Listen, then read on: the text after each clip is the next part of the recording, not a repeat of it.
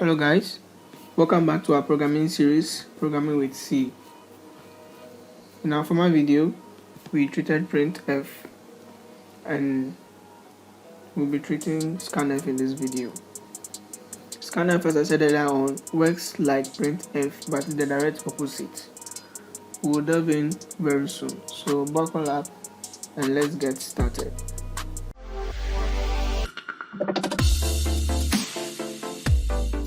Okay, so Scanf, as I said, is the direct opposite of the Printf. Printf outputs data to your screen and Scanf accepts data into your program. Just like your printer. Your printer prints out stuff from your computer and your scanner accepts data into your computer. So let's create a new file. Let's try this example. Accepting data.c. Always remember to end the name of your C file with the extension .c. That's what identifies your file as a C file. And in every C code, the preprocessor command or including the header files is very important. So let's include our standard input and output header files. stdio.h. Okay. And int main function is also very important because that's the entry point of your program. Without it, your program won't work. And return 0. Finally. Okay, so now we have the basic structure of our code set. Now let's try something simple, a very simple example. We want user to input some data and we will let the program show the user what he has entered or she has entered. So first of all, we have to prompt the user on what to enter because the data type has to be specified whenever you are accepting the data. Just like the printf, we've specified the format of the data that should be printed out. The same way when you are accepting data, we specify the format of the data that is accepted into the program so that C knows how to manipulate them. So let's prompt our user. Let me comment this place first. Prompt prompting the user. So printf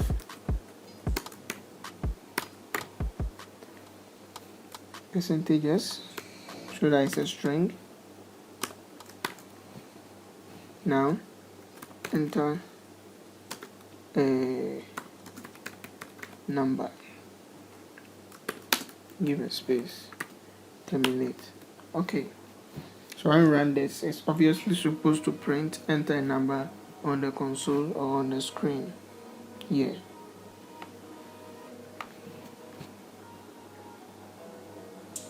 Now we use the scanf.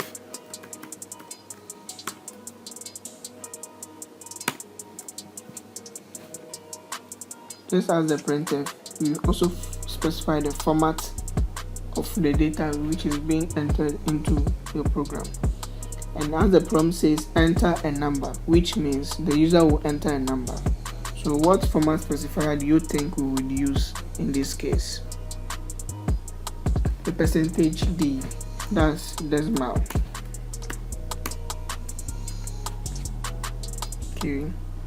Now the next argument is supposed to be a variable.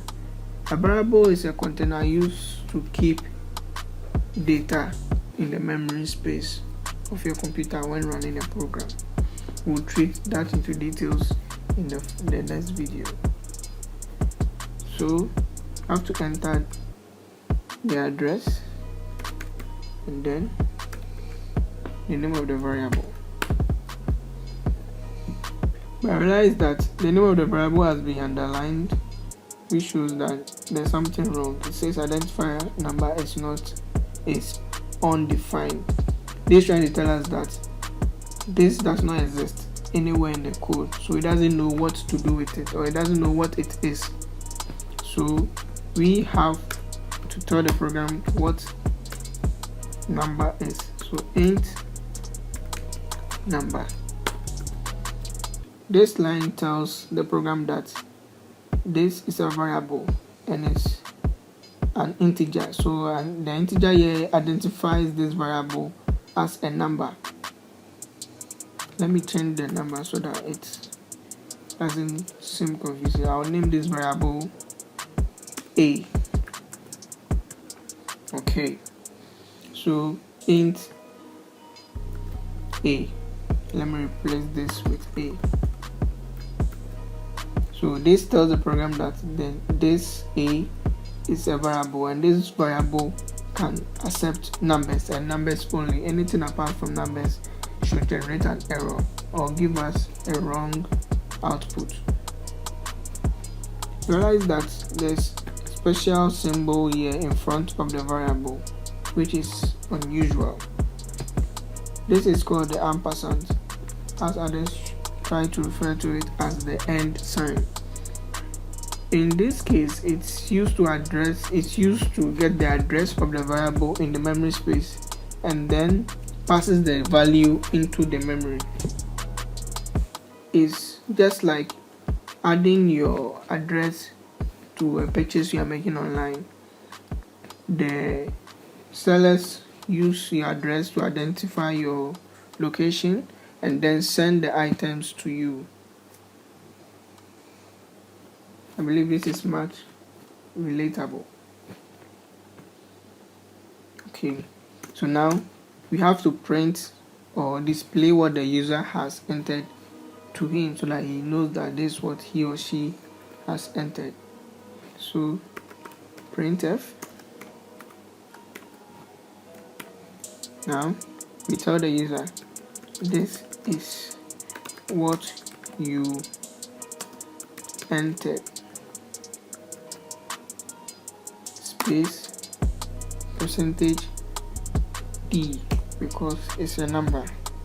Now comma and then the variable.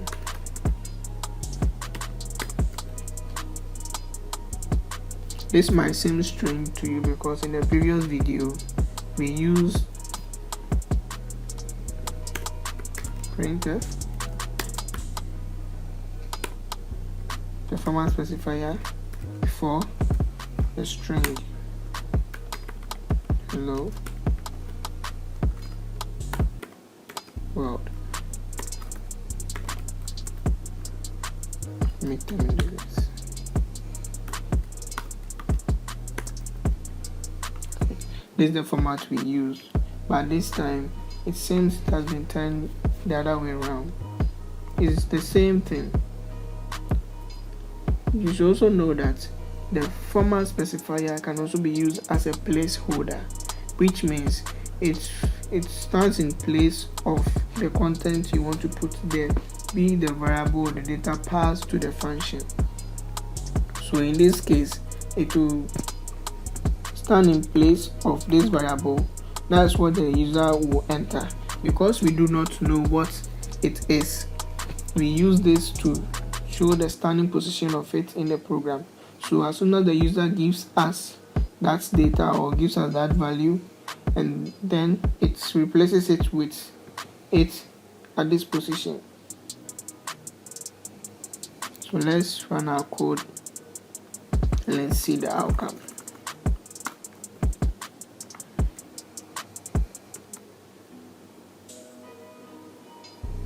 Okay, enter a number 78. So this is what you entered, 78. Let me change the position of this. Let me put it somewhere here.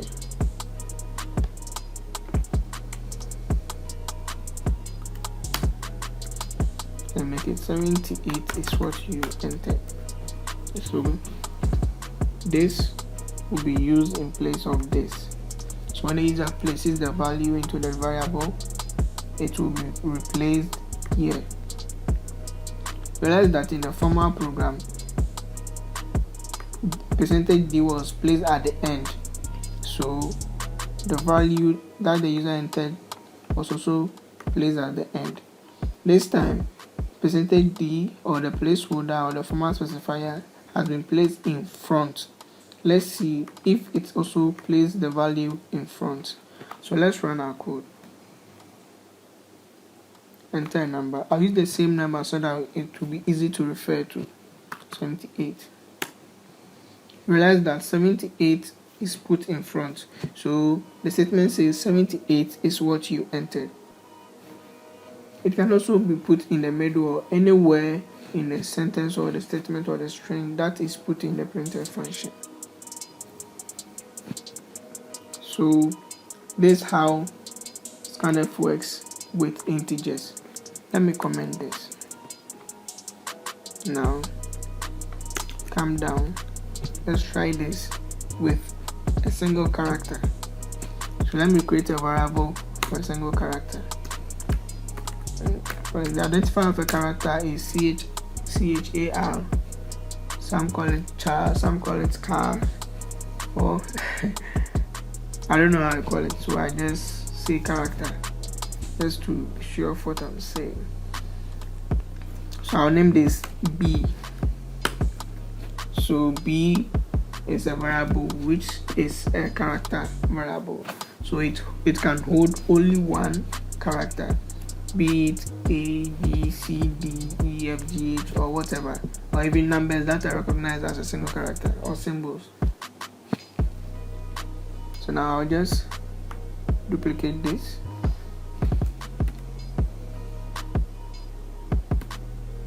Okay. And let me uncomment this. Now change this to enter a character.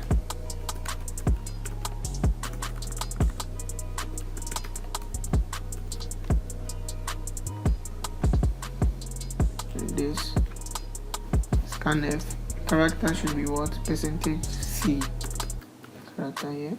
And this should also be changed C. And I'll change this to B because B is the variable that holds characters. In this case, same B. Okay. So now let's try this code to see if it works. Okay, enter character. See T. And then it shows 116S. What you entered means there's an error here. I didn't put C there. So you realize it has messed up our output. So sometimes you should read through your code thoroughly, because sometimes the intelligence of the computer doesn't realize some mistakes you make, which is not really good, but it will also prompt you to read through your code very well. So let's rerun the code. Now T. Okay, realize T is what you entered. It works the same way as the previous example. When we interchange the position of this, right, this is what you entered. And now and I rerun it. I use the same T value and so that we could easily refer to it. So that this is what you entered, T.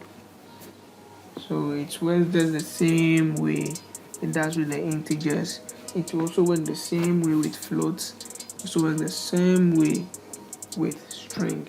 So let's try the float value and then move to string. Let me close this terminal so that I can get enough space here. Let me create float value, float C.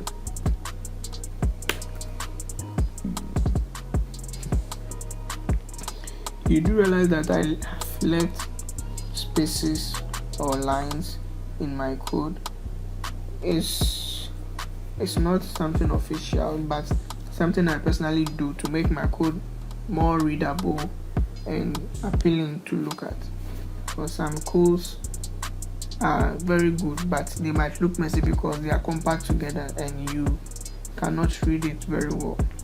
So this enhances your readability.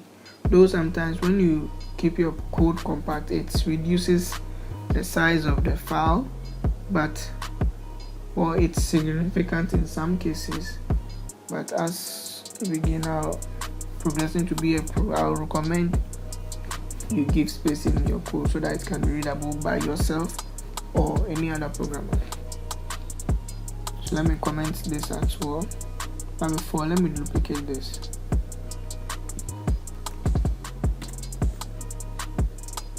You can use the shortcut Shift, Alt, and arrow key either up or down. Just make sure that whatever you want to duplicate is highlighted. So when you do that, Shift, Alt, and arrow key down, it duplicates it. Very simple. You don't have to copy and then come and paste it. So let me comment this. Okay, now prompt the user to enter a float. Okay.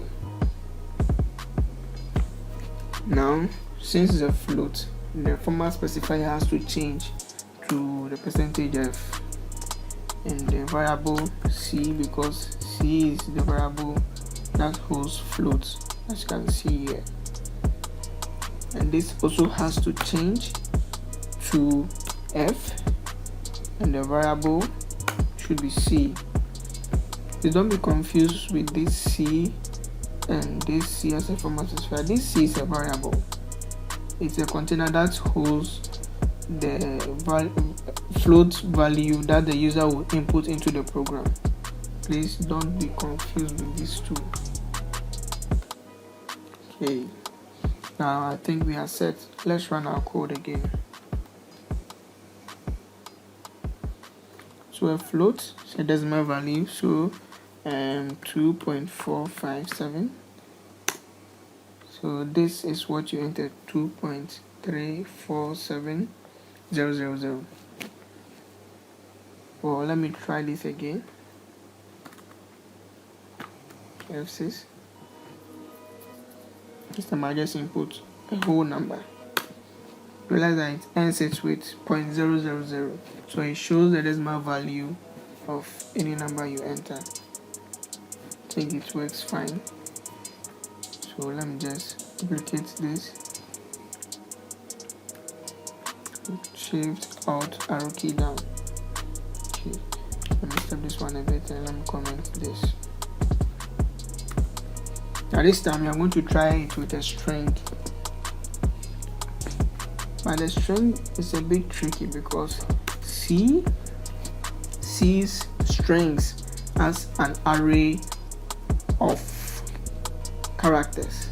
So an array is a set of a series of variables that are assigned to a particular name. So you can access all these variables, several variables by a particular name, but you access each of them with an index. We'll delve much into that very soon, but for now this should be enough for you to understand how C sees strings.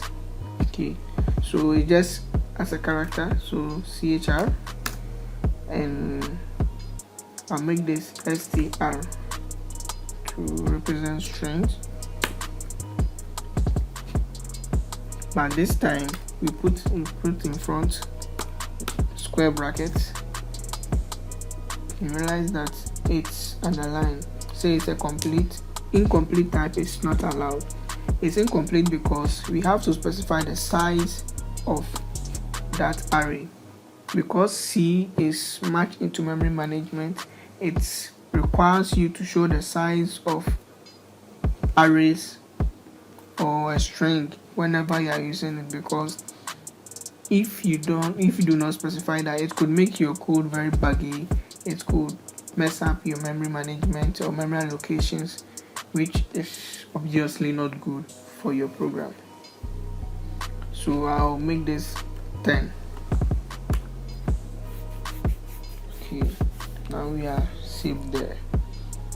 So now we come here, make this S.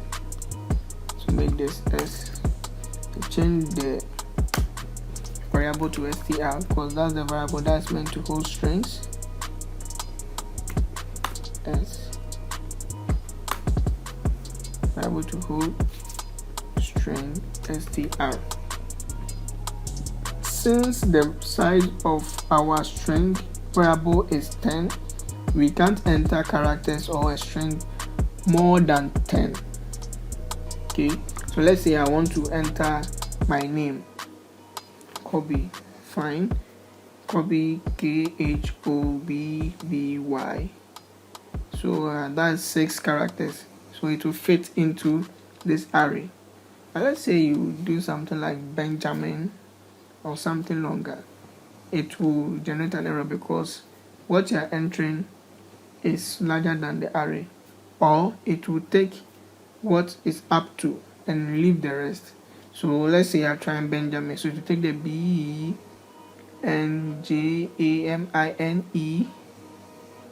Okay, Benjamin is even up less than 10. Let's say you are taking a longer name, it will take up to the last one, the 10th character in the name, and leave the rest, or it will throw back an error. So let's try this. See. Sorry.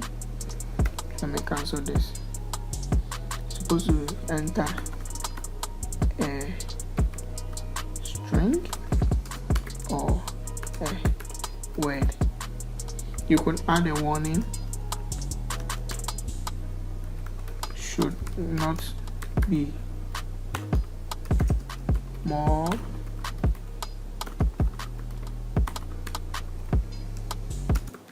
than 10 characters.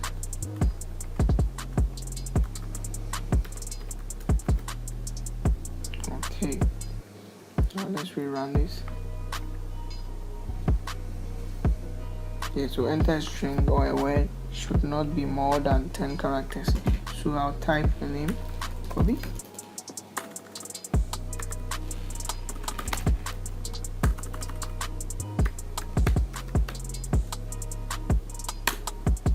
And this is what you entered, Kobe.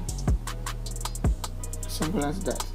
Let me try something longer than the 10. Let's see what will happen. See,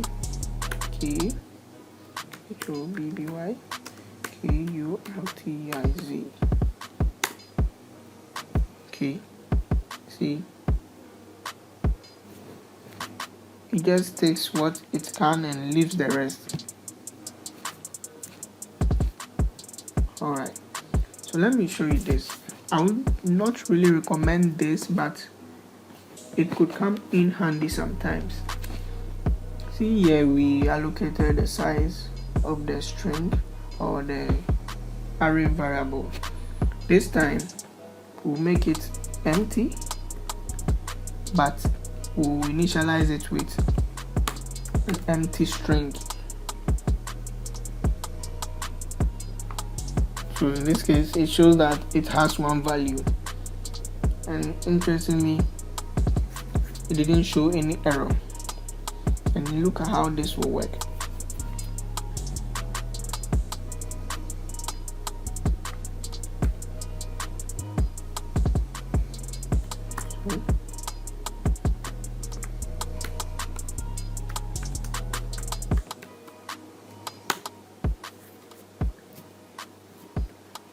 It took a string, alright, yes, but it still cut it off. The good news is that it was able to accept some characters, and the bad news is that we are not sure of the length of the array, which is not good for you, but it might come in handy sometime. So you could we'll still hold on to it. But I think this is it for Scanf video, and we'll be treating variables in the next video. So we'll get to understand this into details, why there's int in front of this, what the int means, and what the name there means, and how to name variables. We'll treat all that in the next video. So thank you for watching, and I hope you are able to understand what was going on. If you don't understand anything, don't hesitate to let me know. I'll help you out.